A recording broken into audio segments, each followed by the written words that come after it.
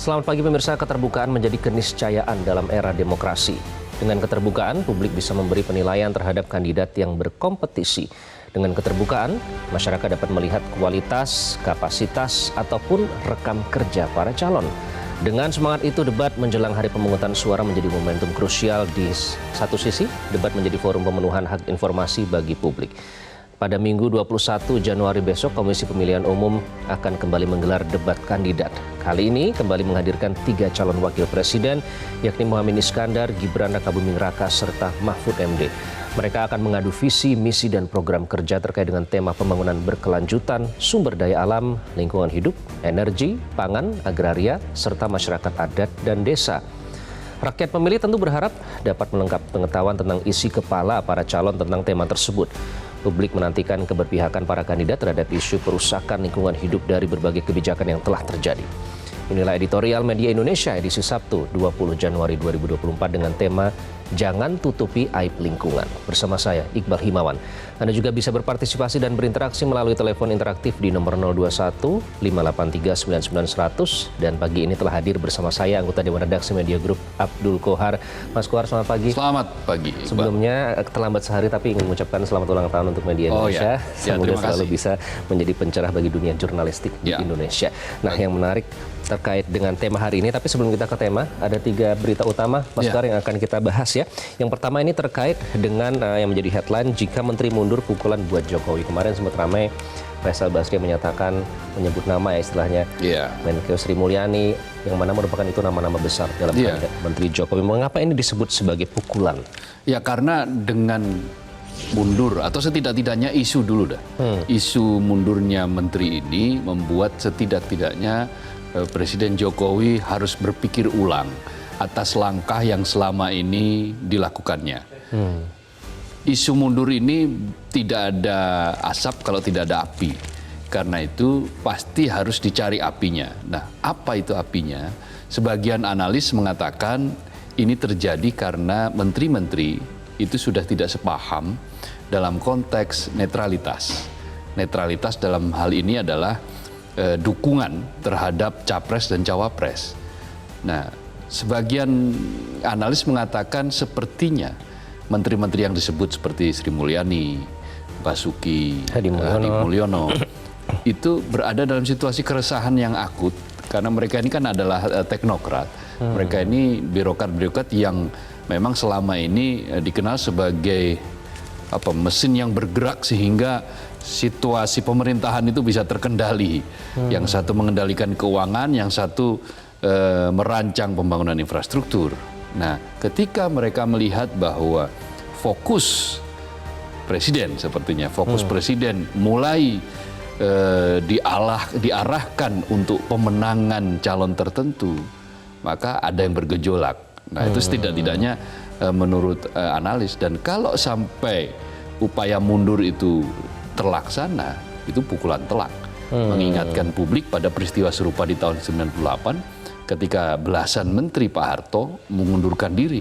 Itu yang menjadi cikal bakal akhirnya kemudian Pak Harto menyatakan berhenti menjadi presiden untuk digantikan oleh wakilnya yaitu Habibie. Nah, hal-hal semacam ini menjadi isu yang sangat menarik karena itu ini semacam sinyal lah ya, semacam sinyal bagi presiden untuk menyetop, untuk mengakhiri segala bentuk cawe-cawe yang cawe-cawe itu adalah sebagian mengatakan ini bentuk pengkhianatan terhadap sumpah. Karena sumpahnya kan melaksanakan undang-undang selurus-lurusnya. Artinya selurus-lurusnya itu berarti tidak bengkak-bengkok, sangat lurus, sangat lempeng. Nah, salah satu yang dituntut kelurusan dari seorang pucuk pimpinan tertinggi di Republik ini adalah netralitas. Bersikap netral sama, setara terhadap semua pasangan calon. Itu relevan dengan yang saya mengutip dari Prof. Ikrar, Mas Kohar, bahwa bisa menyebabkan legitimasi presiden di mata para pembantunya sudah hilang ya? Ya kan karena karena proses netralitas kemudian mencoba cawe-cawe, barangkali para menteri melihat sendiri bagaimana perintah itu atau instruksi atau apapun namanya yang barangkali orang di luar tidak tahu. Nah, tetapi tanda-tanda bahwa isu Menteri mundur ini pun sebetulnya harus sudah menjadi warning bagi Presiden bahwa ada sesuatu yang berbahaya apabila Presiden tidak menyetop hal-hal yang selama ini dianggap sebagai bahkan mungkin abuse of power. Ada yang menyatakan penyalahgunaan kekuasaan. Oke, atau mungkin resah dengan koleganya di sesama kabinet yang terang-terangan menunjukkan dukungan kepada calon Banyak tertentu. cerita bahwa betul, banyak cerita bahwa kabinet sekarang situasinya sudah tidak senyaman kemarin-kemarin, tidak senyaman beberapa saat yang lalu karena kesibukan politik itu ternyata lebih menyita waktu daripada kesibukan yang lain-lain. Bahwa badan bentuk pekerjaannya betul bekerja untuk pemerintahan ini, tapi curahan pikiran itu sudah mulai tersedot banyak ke urusan capres-capres. Dan semuanya terdokumentasi, rakyat akan mengingat itu. Ya. Jika ada sesuatu yang tidak sesuai dengan aturan begitu. Ya. Dan kemudian ini juga tidak sesuai dengan aturan, dikhawatirkan terjadi ada kecurangan yang terjadi. Ya. Pelanggaran ini kita berbicara soal nanti proses pemilu, Bang Kohar, mungkin terjadi ini oleh penyelenggara yang paling mungkin curang. Ini headline-nya. Ini adalah survei ya. Dan cukup tinggi ya, 32,7% menilai penyelenggara berpotensi menjadi pelaku kecurangan. Benarkah begitu? Ya. Laboratorium Psikologi Politik UI melakukan sejumlah survei dan dari hasil survei pihak-pihak mana yang dianggap paling potensial melakukan kecurangan itu ternyata angka yang paling tinggi itu menurut responden ya, itu penyelenggara. Penyelenggara di sini adalah dalam hal ini adalah ya KPU kah, Bawaslu kah. Nah, ini memperoleh keyakinan responden bahwa mereka berpotensi untuk melakukan kecurangan 32,7%. Lalu di posisi kedua itu adalah tim sukses. Tim sukses masing-masing calon itu 28,6%. Lalu partai politik itu 17,2% dan lainnya 11,3%. Pemerintah pusat 5,1% dan presiden 2,3%. Tetapi kalau presiden itu terus-menerus melakukan tadi yang relate yang kita katakan di awal tadi cawe-cawe terus-menerus dan makin menunjukkan ketidaknetralannya secara terbuka, boleh jadi kalau diadakan survei posisinya bisa berubah, persentase bisa berubah. Ini juga sekaligus warning kepada penyelenggara pemilu bahwa persepsi publik terhadap penyelenggara pemilu kali ini sudah mulai tampak ada indikasi mereka mulai curiga. Ada setengah ketidakpercayaan dari responden terhadap penyelenggara pemilu. Kenapa? Karena ada beberapa temuan-temuan di lapangan kan yang menyatakan bahwa ada juga hal-hal yang menunjukkan kecondongan tertentu yang sebetulnya tidak boleh dilakukan. Misalnya adalah simulasi pencoblosan capres-cawapres yang di dalam kertas suara itu mengapa simulasi itu hanya ada 2 gambar, 2 pasangan calon, padahal faktanya adalah ada 3 pasangan calon misalnya. Itu kan berarti menunjukkan ada dugaan indikasi ke arah sana. Lalu ada surat suara yang tidak sesuai jadwal sudah dikirimkan ke Taiwan. Lalu sudah dicoblos pula. Nah, hal-hal semacam ini kan juga menunjukkan ada potensi untuk terjadinya kecurangan. Terus ada potensi lagi dengan menambah kata dapat pada peraturan KPU nomor 25 tahun 2023 bahwa penghitungan suara dapat dilakukan secara berurutan. Jadi urutannya tidak jelas apakah pilpres dulu atau pileg dulu. Betul, bahwa yang disebutkan yang pertama adalah pilpres dulu. Tetapi kata dapat itu menjadi tidak imperatif. Tidak ada kewajiban di situ.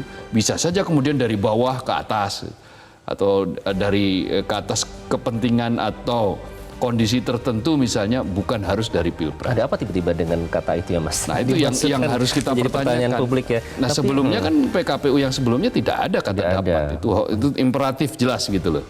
Pertama harus yang dihitung suaranya adalah pilpres, lalu berlanjut kepada DPR, DPD, DPRD. Jadi aturan yang tidak rigid itu yang dipermasalahkan dengan munculnya potensi ada kecurangan itu. Karena potensi misalnya kalau dibalik hitungannya ya dia bisa menginap 1 malam.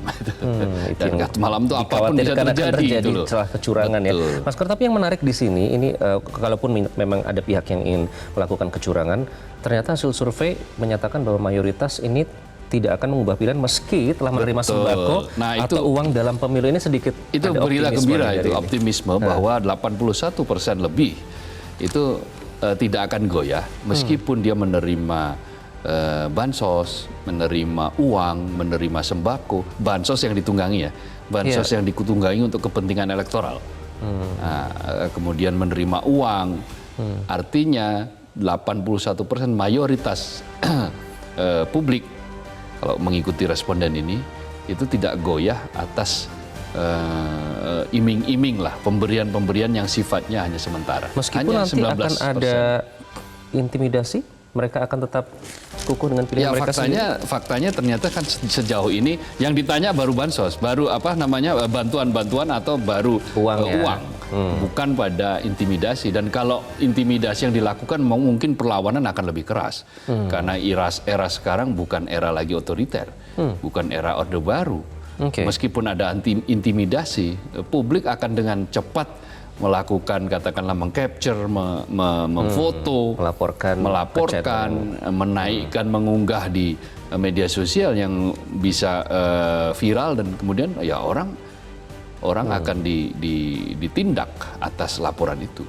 Oke, jadi semua berkontribusi. Ya. Nah, yang menarik besok akan ada debat nih, Mas Fikar, debat Cawapres. Nanti rekan kita Zulfi akan menjadi moderatornya juga. Ya. Nah, nanti akan dimulai dengan Muhammad Iskandar ya kali ini ya. Ya. Nah, yang menarik pernyataan dari Kiai Haji Wakil Presiden kita, Ma'ruf Amin, yang menyatakan kalau ada argumentasi diselesaikan pada saat debat saja. Betul. Memang yang kemarin tidak demikian. Iya kan, faktanya setelah debat itu begitu selesai debat, konferensi pers kan langsung berbeda pernyataannya ketika bicara soal data. Lalu kemudian yang berkembang dan dikembangkan oleh salah satu tim sukses itu adalah ya karena air susu dibalas dengan air tuba, ada diserang. Narasinya seperti itu ya. Narasinya seperti itu, diserang oleh kubu dua lawan.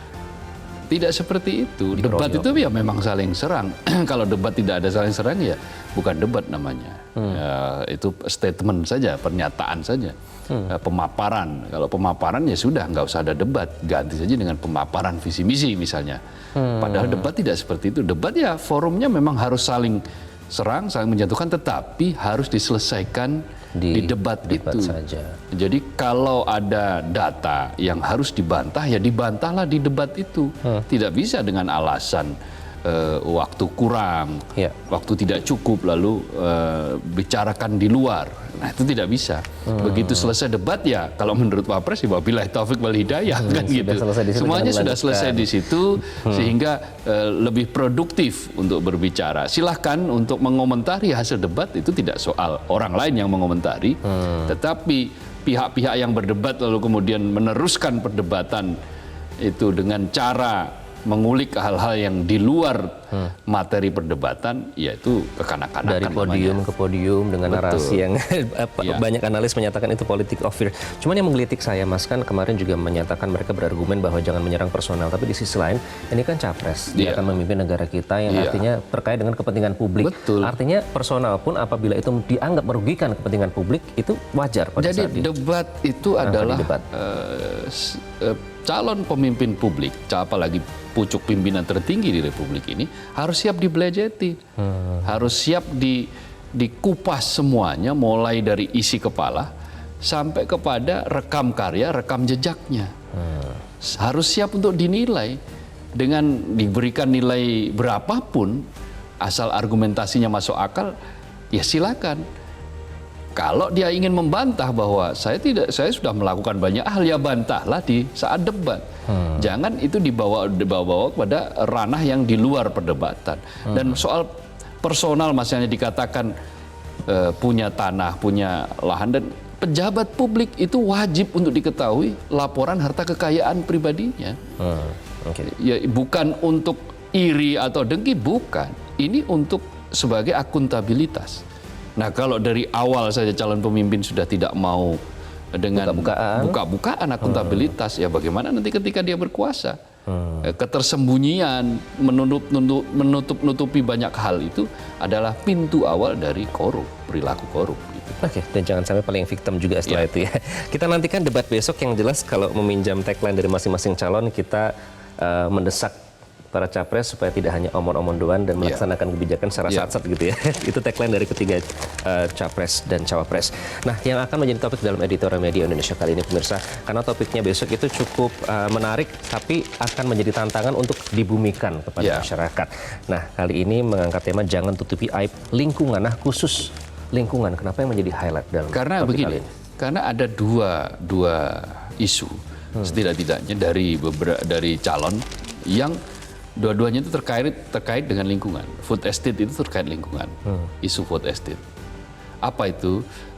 Hasil investigasi dari Greenpeace, hasil investigasi dari Walhi itu menunjukkan bahwa food estate itu sudah telanjur membabat wilayah-wilayah hutan, tetapi hasilnya tidak signifikan. Bahkan di Kalimantan Tengah itu gagal kan. Sekali panen awalnya gagal. Ketika mau ditanami singkong gagal. Begitu Menteri Pertanian datang dengan menunjukkan foto bahwa hasilnya bagus untuk jagung, ternyata jagungnya itu ditanamnya di polybag. Harus pakai medium tanam, pakai pot. Nah, apa gunanya kalau kita hamparan tanah segitu kemudian kita taruh pot, itu kan menyalahi prinsip-prinsip awal dari yang disebutkan tadi, menciptakan lumbung pangan. Nah, faktor merusak lingkungan itu akan menjadi sentrum, menjadi pusat dari yang harus dibuka.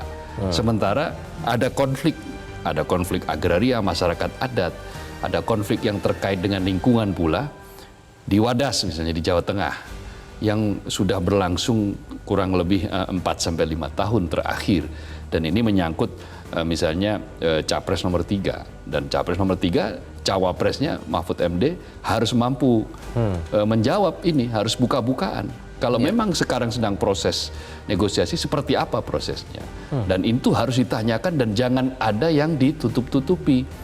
Jangan ada karena saling menjaga misalnya supaya takut nanti dipersoalkan di media sosial setelah debat. Jangan seperti itu. Buka saja supaya apa? Tadi yang saya katakan, proses akuntabilitas calon pemimpin itu bisa diuji di panggung debat ini. Oke, nanti kita lihat besok temanya banyak tema, tapi yang menjadi poin adalah soal lingkungan ini. Itu yang menjadi topik dalam editorial media Indonesia kali ini. Pemirsa, kita saksikan terlebih dahulu. Inilah editorial media Indonesia. Jangan tutupi aib lingkungan.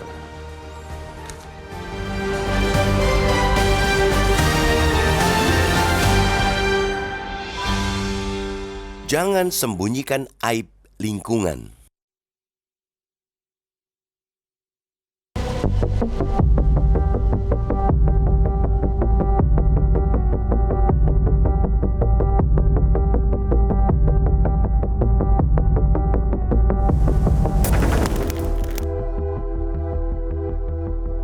Keterbukaan menjadi keniscayaan dalam era demokrasi.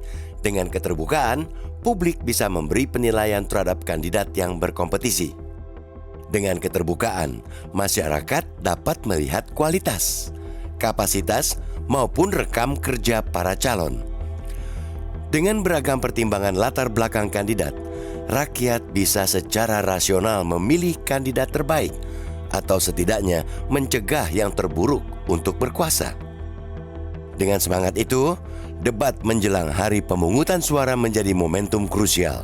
Di satu sisi, debat menjadi forum pemenuhan hak informasi bagi publik. Di sisi lain, momentum itu dapat menjadi ajang bagi para kandidat untuk menampilkan visi misi serta kelebihan jika dibandingkan dengan kompetitor mereka. Menjadi alamiah bila dalam debat juga mempertontonkan kekurangan dari visi dan misi yang dijual para kandidat. Dalam debat juga bisa menjadi ajang resmi yang membuka celah dan celah dari program kerja para calon. Sebab bisa jadi ada program kerja yang ditawarkan ternyata realistis dan berbasis rekam karya. Tetapi bisa juga ada yang ternyata hanya halu dan angan-angan. Pada Minggu 21 Januari, Komisi Pemilihan Umum atau KPU kembali menggelar debat kandidat. Kali ini kembali menghadirkan 3 calon wakil presiden, yakni Muhaimin Iskandar, Gibran Rakabuming Raka, serta Mahfud MD. Mereka akan mengadu visi, misi, dan program kerja terkait tema pembangunan berkelanjutan, sumber daya alam, lingkungan hidup, energi, pangan, agraria, serta masyarakat adat dan desa. Publik berharap debat kali ini tidak menjadi ajang cerdas cermat, yakni kandidat akan ditanyakan seputar kepanjangan dari sebuah akronim semata. Rakyat memilih tentu berharap dapat melengkapi pengetahuan tentang isi kepala para calon tentang tema tersebut. Publik menantikan keberpihakan para kandidat terhadap isu perusakan lingkungan hidup dari berbagai kebijakan yang telah terjadi. Pada pemilihan presiden atau Pilpres 2024, isu lingkungan menjadi arena kontestasi politik yang menarik perhatian. Citra Menteri Pertahanan Prabowo Subianto yang berpasangan dengan Gibran berpeluang dipertanyakan terkait kebijakan food estate. Puluhan ribu hektar kawasan hutan di Kalimantan Tengah telah dibabat. Akan tetapi, seperti dirilis pegiat lingkungan hidup Greenpeace, proyek yang ditangani Kementerian Pertahanan itu gagal menciptakan lahan singkong. Yang terjadi, proyek itu justru berperan melepas emisi karbon yang menyebabkan krisis iklim. Akan tetapi, citra calon Presiden Ganjar Pranowo yang berpasangan dengan Mahfud MD juga belum bisa tenang-tenang saja. Selama masa jabatannya sebagai Gubernur Jawa Tengah, Ganjar dihadapkan pada sederet konflik agraria, yaitu konflik lahan pabrik semen di Kendeng, pembangunan bendungan Bener di Desa Wadas, hingga PLTU Batang Kedeng. Wahana Lingkungan Hidup atau WALHI pernah mengkritik komitmen Ganjar terhadap usaha pelestarian lingkungan serta keberlangsungan hidup masyarakat. Ganjar dianggap lebih mementingkan kepentingan para investor. Dalam debat, bisa saja mempertontonkan Mahfud MD dan Gibran saling mempertanyakan dan mengklarifikasi terkait persoalan yang melilit calon presiden mereka masing-masing. Jangan sampai dengan dalih menjaga ketentraman, mereka justru bersepakat untuk menutupi persoalan dengan harapan masyarakat melupakan kasus-kasus tersebut. Karena masyarakat sudah jenuh menonton dinamika pemilu yang disesaki drama ketidaknetralan, cawe-cawe, politisasi bansos, hingga kisah intimidasi. Dengan debat terbuka dan tanpa rikuh, masyarakat bisa mengakses pengetahuan dan keberpihakan atas calon pemimpin mereka.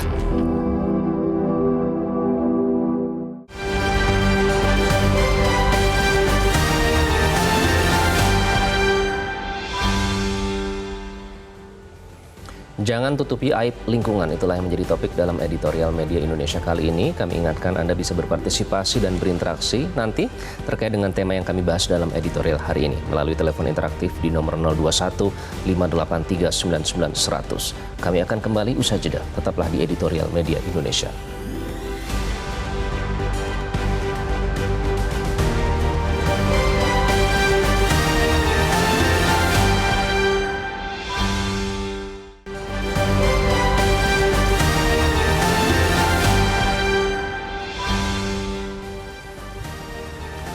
Anda kembali di editorial Media Indonesia, pemirsa. Jangan tutupi aib lingkungan, itulah menjadi topik dalam editorial kali ini.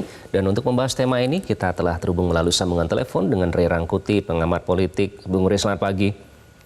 Pagi, Bu. Bung Ray, kita lihat temanya cukup banyak yang akan dibahas dalam satu acara debat besok. Nah, apakah kita akan melihat banyak substansi gagasan khususnya yang bisa kita harapkan nanti di panggung debat besok? Saya kira seperti debat-debat sebelumnya, kalau kita ingin melihat satu isu yang cukup mendalam, kritis macam-macam itu akan apa namanya itu sulit ditemukan melalui debat ini, gitu ya. Debat ini hanya akan menampilkan isi-isi besar, kemudian juga soal ide-ide besarnya, lalu diperdebatkan. Bahkan kalau kita berfokus pada debat ketiga atau debat kedua capres kemarin, malah dari 5 tema yang disodorkan itu berfokusnya pada soal aspek pertahanan gitu. Jadi besok bisa juga berpusat pada satu atau dua tema dan banyak tema itu sebetulnya gitu. Nah, jadi memang debat menurut saya tidak dimaksudkan untuk mengumpat semua tema itu gitu, karena kita pun debatnya kan mengandung banyak sekali temanya, kecuali ya temanya dipersempit ya, cuma 1 atau 2 yang mungkin bisa lebih mendalam. Nah, oleh Oke. karena itu ya cawapres yang akan berdebat ini pintar-pintarnya lah cari isu yang tepat untuk dijadikan sebagai bahan debat gitu. Yang itu tentu bisa disampaikan ketika nanti bertanya ya, sesi tanya jawab, sesi bersama menyangka di antara mereka. Oke. Nah, salah jadi, satu ya apa yang Salah satu topik yang menjadi perhatian, Bang Rey, ini adalah lingkungan ya. Ini sesuai dengan tema editorial kita hari ini. Kita berbicara soal topik yang panas dibicarakan di publik, yakni isu wadas dan juga food estate yang dinilai nanti akan menjadi isu dalam debat besok. Nah, apakah kita akan melihat kejutan di debat keempat nanti antar cawapres ini? Iya, saya kira dua cawapres yang dikaitkan dengan dua isu ini juga mungkin sudah siap-siap ya, karena seperti kita ketahui tadi bahwa ini isu yang kayaknya bakal akan diangkat sebagai isu utama dari debat-debat. Nah, cuman yang penting mereka perhatikan itu adalah kira-kira aspek mana yang akan dipersoalkan gitu. Karena kalau belajar misalnya dari debat pertama, ternyata yang dipersoalkan oleh Ganjar saat itu bukanlah soal apakah sikap Bapak terhadap hilangnya 19 aktivis ya di zaman reformasi dulu atau awal reformasi dulu gitu. Bukan itu yang dipersoalkan. Tapi yang dipersoalkan oleh Ganjar itu adalah apakah Bapak siap untuk ikut bersama-sama gitu. Itu kan pertanyaan baru tuh gitu. Isunya lama tapi model pertanyaannya baru gitu. Apakah siap untuk sama-sama mencarilah ya, kalau masih hidup di mana orangnya, kalau sudah meninggal di mana kuburannya, dia dikuburkan bersama-sama, kata Ganjar. Nah, itu kan pertanyaan baru, berbeda dengan pertanyaan yang selama ini yang seolah-olah menyasar dugaan keterlibatan Pak Prabowo dalam peristiwa itu. Nah, jadi maksud saya isunya mungkin sudah kita tahu bakal ini ditanya, tapi hati-hati pada model pertanyaannya gitu. Oke, baik. Nah, isu lingkungan hidup ini cukup menarik karena banyak yang menilai kalau dibandingkan isu-isu lain, topik lain tidak terlalu seksi istilahnya. Tapi kita berbicara tentang generasi muda, Bang Rey, yang nanti akan menggunakan hak pilih mereka yang cukup besar demografi yang akan menggunakan hak pilihnya. Nah, apakah isu lingkungan hidup ini akan banyak menarik perhatian dari pemilih muda? Isu lingkungan itu sebetulnya isu anak muda sekarang ya. Yang justru kurang peduli dengan lingkungan hidup itu adalah generasi-generasi non dan non Gen Z ini gitu. Kalau Gen Z dan macam-macam itu tapi cukup peduli pada isu lingkungan ya. Karena itu kan memang isu anak muda secara umum, secara internasional ya, sangat mudah mereka mengakses berita-berita terkait dengan perusahaan lingkungan hidup. Nah, oleh karena itu keliru kalau sampai misalnya cawapres-cawapres yang akan berdebat itu mengabaikan bahwa isu lingkungan itu bukanlah isu lingkungan anak-anak muda gitu. Justru sebaliknya menurut saya itu adalah isu-isu anak muda. Oke. Nah, kemudian ini kan sudah debat keempat, Bung Rey. Jumlah pemilih undecided voters, swing voters juga sudah semakin menyempit begitu. Nah, seberapa besar nanti dampak debat keempat nanti pada para cawapres ini? Dampaknya apa pada elektabilitas masing-masing paslon? Kalau kita lihat keriuhan di media sosial ya dan hasil olahan keriuhan itu oleh Kompas gitu, jelas terlihat di sana ada pengaruh yang signifikan dari debat-debat ini. Bahkan mereka yang sudah memilih pun bisa mengalihkan dukungan kepada capres yang lain kalau dianggap performa dari debatur ini tidak memuaskan gitu. Apakah itu capresnya atau cawapresnya gitu. Jadi debat kali ini ya tidak bisa dianggap main-main lah, yang dianggap bahwa efeknya kepada pemilih itu kecil. Saya kira enggak, kalau yang sekarang ini lumayan punya efek yang cukup bagus ya kepada mereka gitu. Sehingga harus dikelola ya, benar-benar harus dijalani juga dengan benar supaya bisa menampilkan performa yang terbaik di dalam debat yang mengakibatkan pemilih makin yakin atau sebaliknya pemilih yang lain bisa goyang lagi itu kepercayaannya kepada calon yang mereka dukung gitu. Oke. Baik, terima kasih Bung Ray Rangkuti sudah bergabung dengan Editorial Media Indonesia. Mas Kohar, jangan menyepelekan isu lingkungan katanya. Ya, karena isu lingkungan ini sudah merupakan problem yang menjadi masalah semua. Tidak hanya bisa menyebut bahwa isu ini adalah isu elit, karena yang terkena dampaknya justru masyarakat pada level yang dari umum sekalipun sampai yang elit itu bisa terkena. Apa misalnya? Bagi masyarakat yang di bawah, petani itu sekarang sudah kebingungan dengan climate change. Ada perubahan iklim. Nah, perubahan iklim itu terjadi kenapa? Terutama adalah karena daya dukung lingkungan yang semakin keropos. Daya dukung lingkungan kita yang semakin buruk, maka yang terjadi kemudian adalah iklim menjadi tidak pasti. Udara menjadi tercemar dan seterusnya. Penyakit bermunculan, jenis-jenis penyakit baru. Jadi problem lingkungan ini adalah problem yang amat serius. Karena itu tidak boleh ditutup-tutupi. Ini harus dibuka. Apa yang terjadi misalnya? Katakanlah ada yang bilang ya food estate yang kami buka kan hanya sekian ribu, katakanlah sekian ribu hektar. Tetapi sekian ribu hektar itu berapa yang terkurangi dari oksigen akibat pembabatan lahan dari ribuan hektar itu. Lalu kalau toh menghasilkan dia bisa masuk ke perut, bisa untuk kepentingan pangan. Tetapi ternyata kan dari panen yang pertama kan gagal total. 100% singkongnya busuk karena memang tanah, unsur hara, unsur tanah yang ada di wilayah-wilayah yang dipakai untuk menanam singkong itu tidak memungkinkan untuk ditanami singkong. Tidak untuk produktif ya tidak. Jadinya. Bisa produktif tapi untuk tanaman-tanaman tertentu misalnya ya kelapa sawit. Dan itu untuk industri sawit. Dan kalau terus-menerus ini dilakukan pembukaan lahan dengan cara membabat hutan, itu ratusan juta hektar nanti deforestasi akan semakin terjadi. Nah, inilah yang bahaya yang besar mengancam apabila sistem yang digunakan adalah sistem lumbung pangan yang belum tentu dinikmati oleh para petani. Berbeda misalnya dengan sistem kontrak farming. Kontrak farming dari tanah yang ada, petani dijamin keuntungannya, mereka mau menanam padi, diberikan kesempatan untuk mengenali teknologi pertanian yang secara baik, dikasih modal, diberikan akses menuju modal untuk membeli benih yang unggul, yang bagus, maka ya pertanian akan semakin maju dan kemandirian pangan akan tercapai gitu loh. Karena sesungguhnya petani itu adalah ujung tombak, tapi bagaimana bisa maju kalau pupuk aja mereka susah mau beli. Betul. Nah, kalau pupuk subsidi saja misalnya susah. Nah, bagaimana mampu menghasilkan 10 ton dalam 1 hektar padi misalnya, gabah kering panen, kalau pupuknya saja kurang. Nah, mereka terpaksa harus memupuk dengan kondisi pupuk yang ada. Sehingga risikonya adalah jumlah panennya tidak pernah meningkat, ya hanya 5 ton, 6 ton, ya paling banter, paling mentok 7 ton dalam 1 hektar. Oke, baik, nanti kita akan tanya pendapat penelpon. Tadi juga menarik soal food estate, kenapa kok kesannya kok kita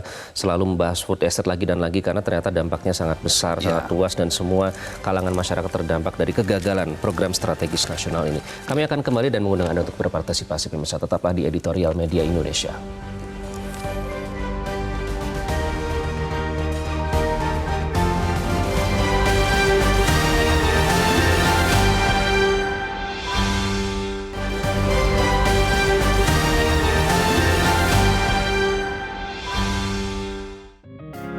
Media Indonesia mengajak Anda untuk mengakses fitur premium e-paper. Dengan sajian konten berbasis intelektual dan meneguhkan kebangsaan, Media Indonesia tampil dengan lebih dinamis melalui e-paper Media Indonesia yang dapat Anda akses kapan saja, di mana saja. Caranya mudah, download aplikasi Media Indonesia di Android atau ketik link e-paper.mediaindonesia.com atau bisa scan QR Code pada layar kaca Anda. Klik tab e-paper di bagian samping layar tablet Anda, daftarkan data diri, serta pilih paket berlangganan e-paper Media Indonesia sesuai dengan kebutuhan Anda. Nikmati juga bonus spesial tambahan 4 halaman rubrik fokus setiap hari. Semua bisa Anda dapatkan hanya di e-paper Media Indonesia. Untuk informasi lebih lanjut, hubungi customer service di nomor 0811 1201 2018 atau kunjungi media sosial @mediaindonesia. Media Indonesia, referensi bangsa.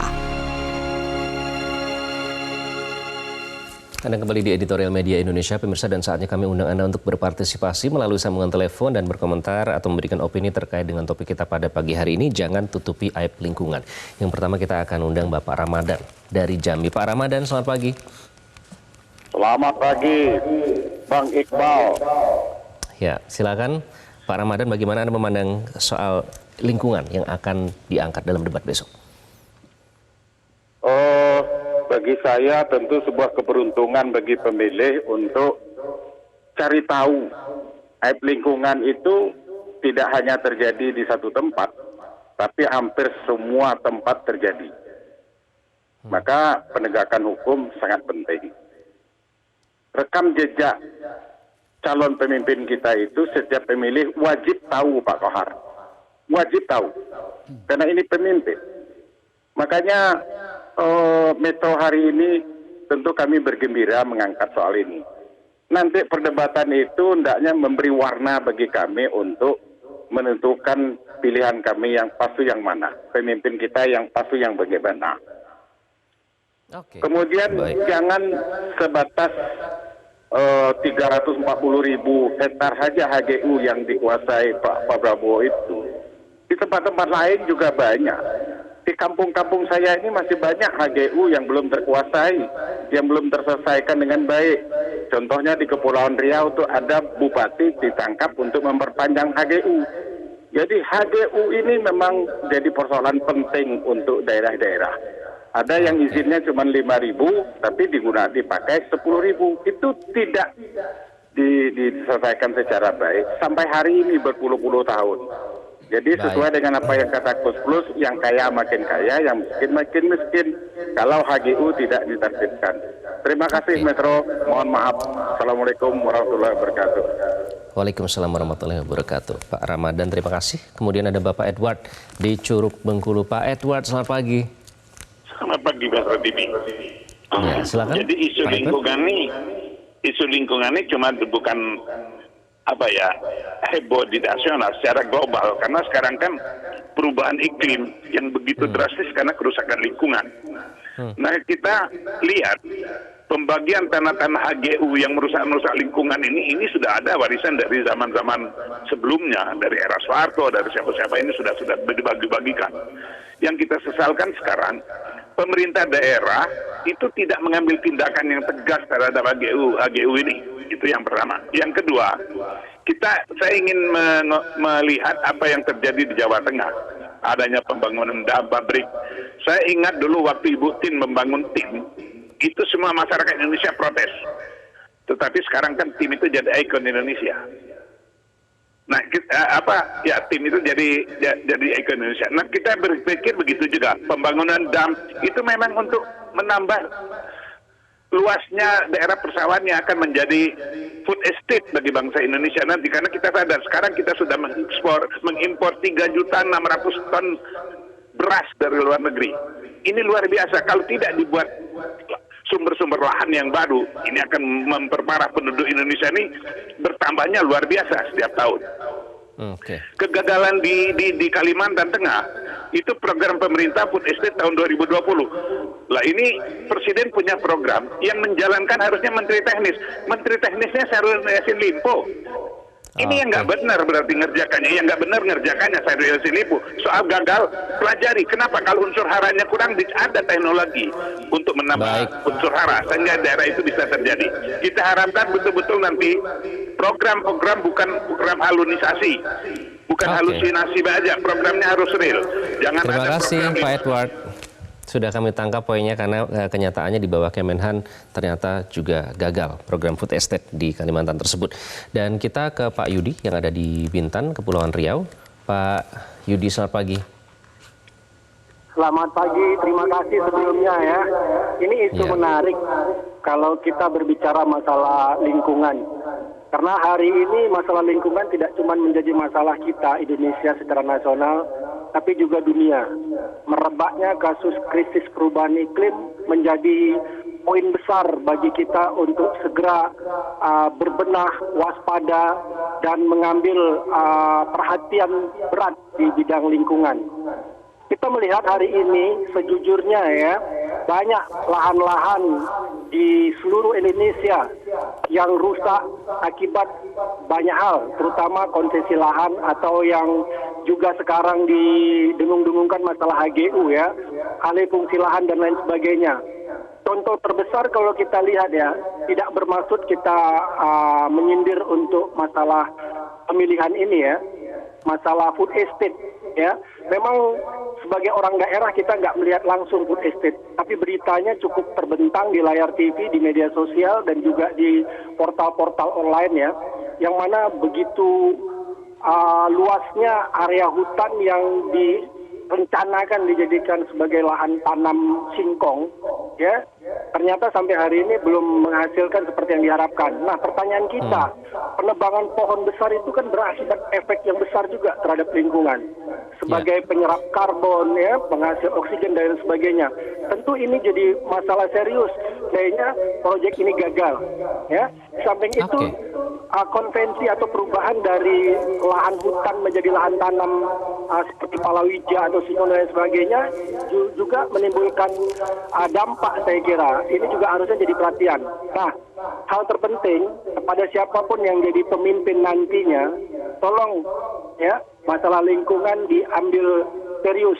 Jadi jangan sampai masalah lingkungan ini terabaikan. Harus sampai ke akar rumput memahami masalah lingkungan. Ingat, Baik. kita Terima kasih. hidup tidak. Terima kasih Pak Yudi dari Bintan, Kepulauan Riau. Ada ruang diskusi yang terbangun di sini, Mas Ya, Kohar. Tapi yang jelas soal betul. food estate ya, kita mendengarkan perspektif yang cukup menarik tadi. Kan food estate itu tadi dinyatakan bahwa ini untuk membuka lahan baru untuk pertanian. Tapi faktanya gimana sih di lapangan? Apakah itu berhasil berkontribusi untuk lumbung pangan nasional sejauh ini? Ya, sejauh ini belum. Saya koreksi dulu, ada dua koreksi saya. Buat yang pertama buat Pak Ramadan tadi yang mengatakan yang kaya makin kaya, yang miskin makin miskin. Kata Kus Plus. Bukan Kus Plus, itu Rhoma Irama. Yang menciptakan dan mempopulerkan istilah itu adalah Rhoma Irama.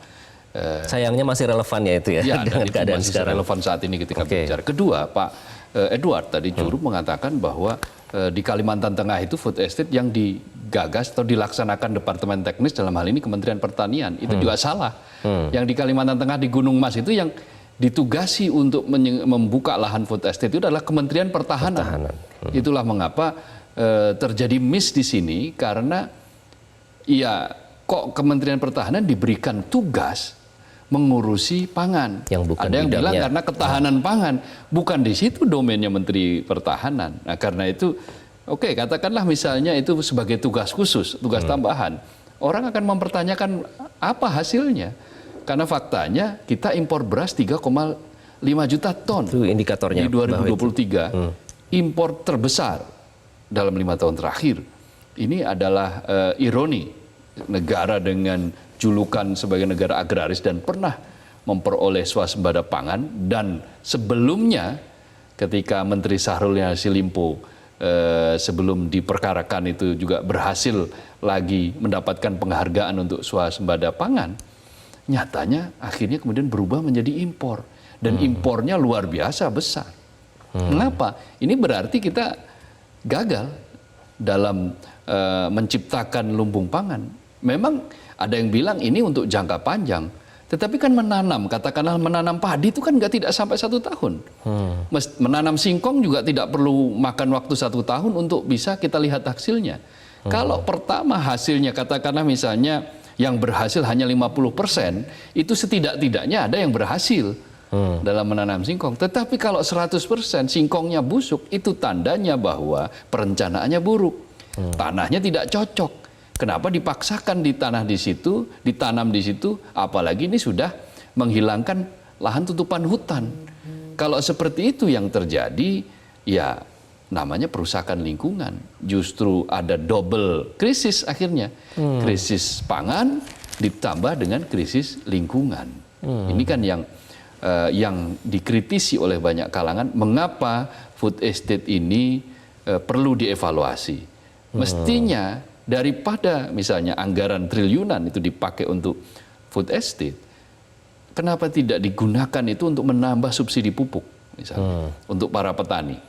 Karena penambahan subsidi pupuk, katakanlah 14 triliun subsidi pupuk ditambah, itu akan menghasilkan terkonversi menjadi 2,4 juta ton beras. Nah, kalau kita produksi beras kita 30 juta ton, sementara konsumsi kita 32 juta ton, dengan ditambah subsidi pupuk, menghasilkan 32,4 juta ton, artinya akan ada surplus 400.000 ton. Oke, itu yang menimbulkan pertanyaan, Mas Kohar. Maksudnya masalah pupuk itu kan bukan baru-baru ini saja. Ya. Ini sudah dipetakan sejak bertahun-tahun sebelumnya. Ya, Tapi ya. mengapa kok malah membuat program lain yang nanti kita akan membahas soal kata yang menarik di sini, program itu harus realistis. Tapi ternyata ada juga yang halu dan angan-angan. Apakah itu yang disebut salah satunya? Nanti kami akan kembali usai jeda. Tetaplah bersama kami di Editorial Media Indonesia.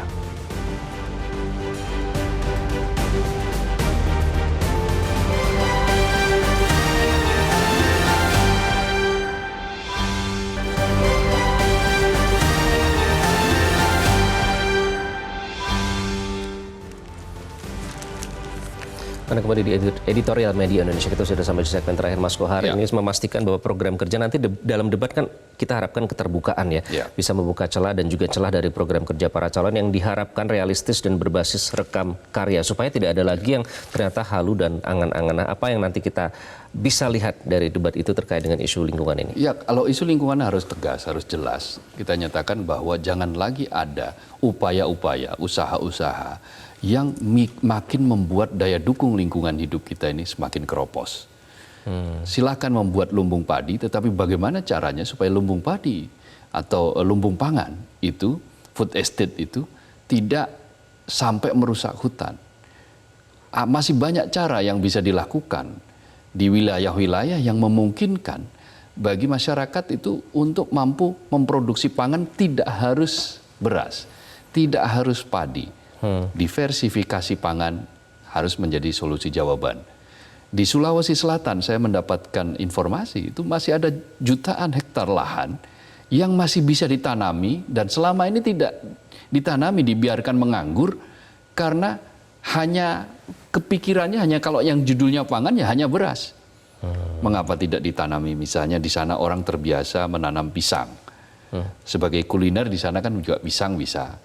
Menanam jagung atau menanam buah-buahan yang lain yang bisa memberikan nilai tambah bagi mereka. Sebagian yang bisa dilakukan untuk menanam padi, maka lakukanlah itu untuk menanam padi. Jadi perpaduan antara diversifikasi pangan, pemanfaatan lahan yang sudah ada, plus perbaikan. Apakah itu perbaikan pada distribusi pupuk subsidi, perbaikan pada akses petani terhadap modal, terhadap pasar, terhadap penyerapan hasil pertanian mereka, itu semua harus dibenahi. Bagaimana kalau gagal panen? Asuransi sudah berapa dari 5 juta petani ini yang masuk ke dalam asuransi pertanian misalnya. Jadi semua itu harus didetilkan satu persatu. Kalau perlu lakukan tadi misalnya Cak Muhaimin harus bisa mendetilkan bagaimana sih bentuk kontrak farming yang tanpa harus merusak lingkungan, tetapi mampu memberikan kesejahteraan pada petani dan ujungnya itu mampu menghasilkan kemandirian pangan. Dan memastikan manfaat terbesar itu di masyarakat, bukan hanya segelintir elit ya, Mas? Betul. Nah, kalau food estate kan banyak yang mengkritik bahwa petani hanya menjadi penonton atau petani hanya menjadi bagian dari orang yang ya pekerja saja di sektor pertanian. Sektor pertanian ini sektor yang sangat padat, orangnya yang memungkinkan orang banyak terlibat di situ, tetapi kurang banyak mendapatkan perhatian. Baru mendapatkan perhatian ketika kita menghadapi krisis pangan seperti sekarang ini. Kita tidak ingin itu terjadi, apalagi ironis karena kita katanya ijo royo-royo dan gemari Paulus Jinawi. Semoga nanti kita melihat visi dan misi yang jelas dan konkret begitu, bisa diterapkan dan juga realistis dan tentunya berbasis rekam karya. Mas Kohar, terima kasih. Makasih, Bang. Kita nonton debat besok jalannya seperti apa. Dan pemirsa, masyarakat sudah jenuh menonton dinamika pemilu yang disesaki drama ketidaknetralan, cawe-cawe, politisasi bansos, hingga kisah intimidasi. Dengan debat terbuka dan tanpa rikuh, masyarakat bisa mengakses pengetahuan dan keberpihakan atas calon pemimpin mereka. Inilah Editorial Media Indonesia. Terima kasih Anda telah menyaksikan. Saya Iqbal Himawan. Sampai jumpa.